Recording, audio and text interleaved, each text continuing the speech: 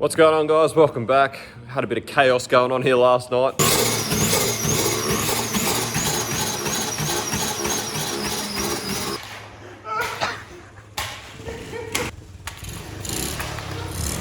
What a creature.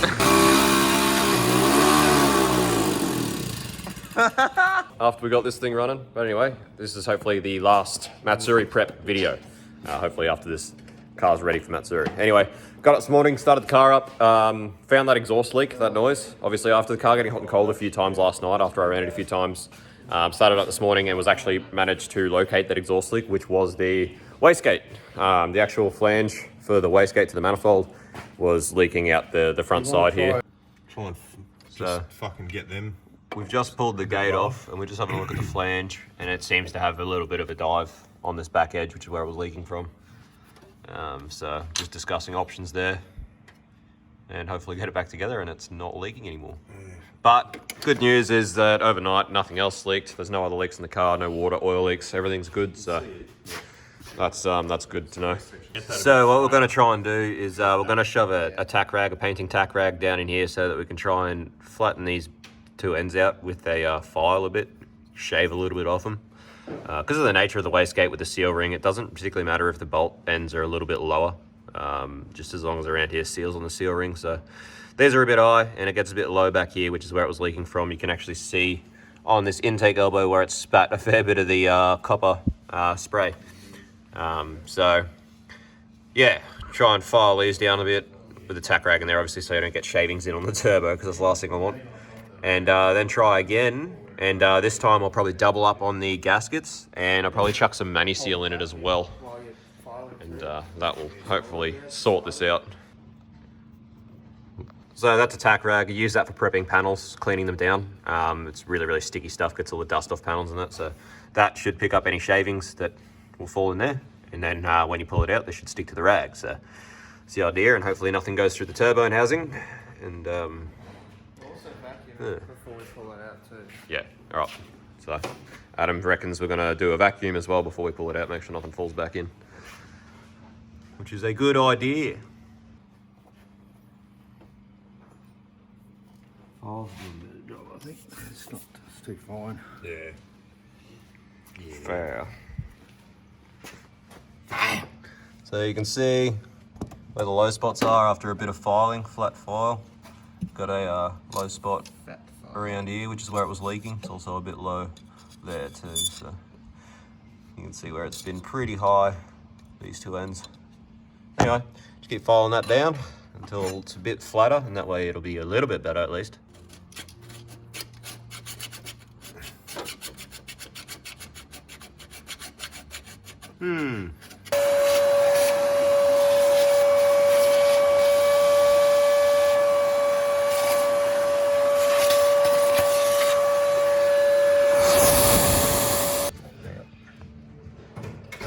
So anyway, much better after a bit of a file. Yeah, you can see that, can't you?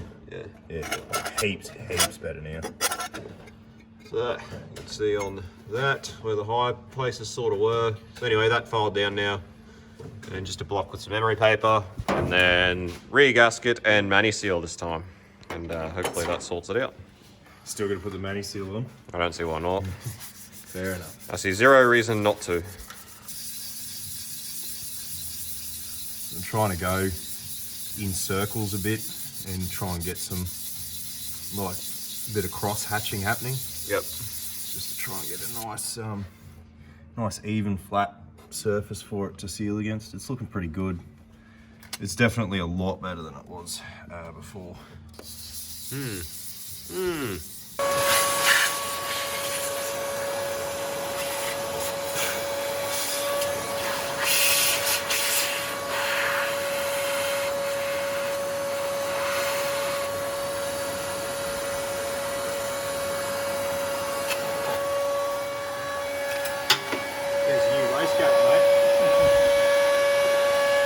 New wastegate, eh? So here we have some mani seal, so I'm just going to use, after how flat that came up, I'm just going to do one gasket again and mani seal both sides of the gasket instead of copper spraying this time. This sort of expands and fills bigger holes than copper spray does. Just is going to work a bit better. So that's the plan. Need the shit out of that. Is that all tight? Righto, so that's what it looks like back on there with the mani seal. So time now to get it hot, because that's how mani seal works. When you get it hot, it expands, it bakes like dough. That's why you gotta knead it before you put it on. Bit of a Am I right? Yeah. Need it dough. Max's cooking exercises. Anyway, so time to start it up, get it hot. Hopefully it's not leaking now, and I would be happy, and then it can do its thing. That'd be great. Alright, already sounding much better over here with the car running. Much less hollow exhaust leaky sounds. So I think that was it the whole time, and I'm glad that it is found and hopefully now fixed. Because I hate the sound of exhaust leaks. It makes things sound like even more of a tin can than it already is. They're terrible. Sounds like a Volkswagen. So anyway, gonna let that heat up and cook up that mani seal and get it sealing nice. In the meantime, gotta start getting ready to fit all my tyres. So these are all my tyres, all bought from Tyre Ruler. Again, if you want a link, I'll put a link in the description of where you can go and get them. They're pretty cheap, well priced, and they, so far for me, have been very fast delivery. These took like 3 days for 16 tyres.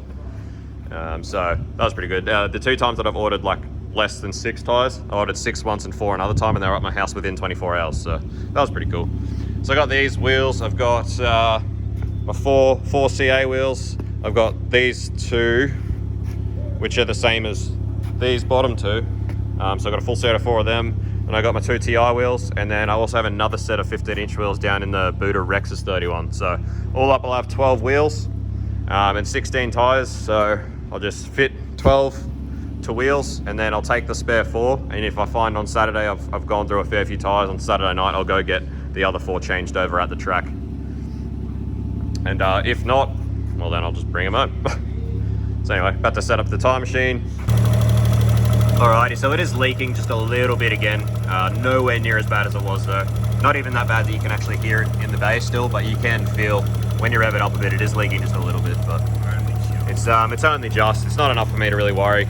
It's much better than it was. So You can feel the heat.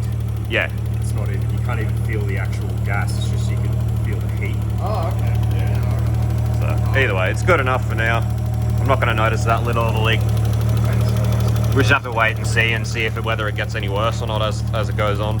But Can't be any worse than what we had on that for the morning session. yeah, basically just a 38mm exhaust leak. Yeah. Time now for service. I'll drop this oil now that it's sort of been running. It's a bit warm, and I have a new sump plug to try in it. I got the right one this time, and it's one of those U-Butte Smart double O-ring sump plugs. So with any luck, this is correct, and with any luck, it finally seals up the sump properly. That'll be good. So see how that goes. I'll try it in there. And I've got a new filter as well. So she'll be all nice, ready, clean, brand new oil for Matsuri. Everything's going to be U-Butte spanking grouse. Righto, oil looks clean, all looks pretty good. Pretty happy with that. Woo! We've got a new sump plug after all this time. New sump plug, went in really nice. Felt like plenty of engagement. I could actually get it quite tight now. So with any luck, hopefully this fixed my weeping sump issue. That'll be awesome. So stoked with that. Stoked to have that issue finally sorted, hopefully. That's gonna be good. We're all serviced, running, sweet. Empty the catch can, there's a fair bit in there. So that's all empty, ready for Matsuri. And more or less, car's just about ready. I just need to top up the diff fluid. I've got this diff bag to try and get some actual diff oil into it. The colostomy bag. I'm not going to have enough time to actually check with the hat and everything, although I have spoken to a lot of R31 people that have tried numerous things with these Borgwarner 78s, and they reckon that they just really don't ever seal properly. So I don't know whether how bothered to be with it. It's not a severe leak, it's just a bit of a weep. So I'll probably just keep topping it up at this point. It's not leaking enough that it's, you know, dangerous. It's not leaking enough that it's fucking annoying. Like, it's not ruining the track by leaking too much oil sort of thing. It's just a little weep, so. You gotta remember, as long as it's leaking oil, it's all good. Because that means there's still oil in. Yeah, it's when it stops leaking oil. Stops leaking, that's when you gotta worry. No, well I checked it after last time because I was like, oh, that leak's pretty wild. And I checked it and it literally had leaked hardly any oil. It just looks like Yeah, lots you know, of oil. yeah, that's what oil leaks are like. Yeah. Like, you can have a small leak and it'll look huge, but yeah. So apart from getting this belt slap off and topping up the diff, the car's just about prepped. And yeah, hopefully new hot side, new oil cooler, hopefully this thing is just hopefully pretty much done now. I really hope that this is pretty much it, and I hope it's just going to be lots of driving from here on out. So my plan is, now that I've got a decent gate and a decent hot side that's going to flow all right, my plan is to try and get it running just to 10 pound, like I originally planned. Again, it's just the RB20 gearbox. I don't want to go, you know, pushing it too hard. At the end of the day, I'm really enjoying the seat time and getting in this car. My driving's progressing really well, so I really just want to get it to a point where it's reliable the way it is so I can keep driving it. I don't want to keep spending money and time on it. I would rather start on like the Cressy or start on something else than to continue investing time and money into this car if I don't have to. But eventually, when I do eventually have the money to go to a 25 box, I will. And at that point, if everything else is held up pretty well, I'll wind it back up to like 14 to where it used to be. Righto, so with most of the mechanical stuff done on the car, at this point, it's time to really start fitting some tyres up. So, got a lot to do, a lot to fit. Adam's going to clean up some wheels he's thinking about buying off me. Yeah, some Grande. Some Cressy Grande Stockos. So he's planning on pretty much using these tyres for wheels and tyres for legalities on his Cressy, because as you know, it's got some pretty wild wheels on it, which are not so much legal as far as roadworthy things go. They're the only wheels I have for it. So yeah, and they're the only wheels he's got. So yeah. Dual purpose, chuck these on for roadworthy purposes, getting the car on the road, and then afterwards they'll be his skid wheels. Yeah. I just got them. I'm pretty sure they came with the spare seater down there when I bought it. I remember we picked these up and the bonnet and a bunch of shit from that random. Yeah. So I just had them down there. It's going to be a while until my Cressy's ready. So even then, I don't know that I want to be using 15s by then on that car for what it's going to be. So these are 15s. Yeah, cheap tyres. Yeah, and because that works, because the works are 15s as well. So cheap tyres all around. I can just do what you do, all the same size tyre. Yeah, not bad.